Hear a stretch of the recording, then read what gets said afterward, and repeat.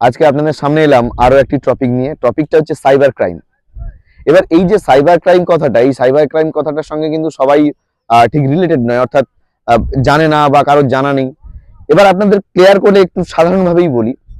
আপনারা দেখেন না যে ধরো দেখা যাবে ফেসবুকে একজনের ছবি নিয়ে তার কনসেন্ট ছাড়াই অন্য দিকে বা অন্য কোনো একটা জায়গায় আপলোড করে দিল, বা একটা ছবি নিয়ে খারাপভাবে ব্যবহার করলো, বা একটা জায়গা থেকে কারো ইনফরমেশন অর্থাৎ ইন্টারনেট থেকে ইনফরমেশন কালেক্ট করে সেই ইনফরমেশনটাকে অন্যভাবে কাজে লাগালো, বা দেখা যাবে কারো আধার কার্ডের নাম্বার নিয়ে আহ, অন্য কাউকে ডিস্টার্ব করছে। এরকম কিছু কিছু ঘটনা যেগুলো আমরা চারপাশে দেখে থাকি বা আপনারাও দেখে থাকেন। যেমন আপনারা মাঝে মাঝে দেখেন না যে পাড়ার কোনো লোক তার নামে সেই দিল্লি থেকে, মুম্বাই থেকে বা ইউপি থেকে, বিহার থেকে একটা একটা নোটিশ আসছে, সেই নোটিশে লেখা যে আপনি উমুক একজন মহিলাকে মেসেজের দ্বারা খারাপ কিছু বলেছেন, আপনার এই নাম্বারে এত টাকা ট্রানজাকশন হয়েছে, সেটা ব্ল্যাক মানি। এই যে ব্যাপারগুলো, একটু সাধারণভাবে আপনাদের বললাম। এইগুলো কিন্তু এই যে ইন্টারনেট মিডিয়া বা সাইবার ক্রাইম, এই সাইবার ক্রাইমের মাধ্যমে হয়। এবার সাইবার ক্রাইমটা কিভাবে হয়, সাইবার ক্রাইমটা কাকে বলবো?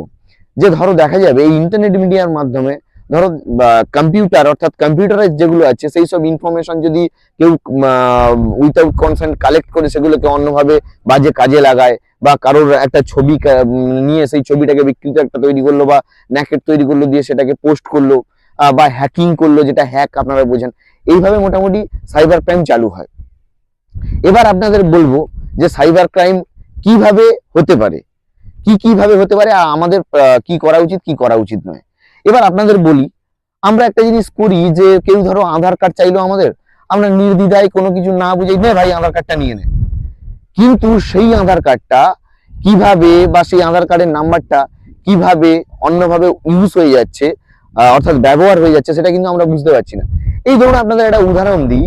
কথাটা হচ্ছে, আপনারা যখন সিম কেনেন, ওই পাড়ায় পাড়ায় দেখেন না যে সিম বিক্রি করতে আসে, উইথাউট ডকুমেন্টস এর সিম নিয়ে যান বা বিনা ডকুমেন্টস এর সিম নিয়ে যান, সিম নিয়ে ব্যবহার করুন, কোনো ডকুমেন্টস লাগবে না। আসলে আপনাদের বলি, কোনো কানেকশনের সিম কিনতে গেলে ওখানে কিন্তু বিনা ডকুমেন্টস এর সিম হয় না, অর্থাৎ সেখানে ডকুমেন্টস লাগেই। তো আপনারা কি বুঝতে পারছেন না যে ওই ডকুমেন্টসটা কোত্থেকে আসলো?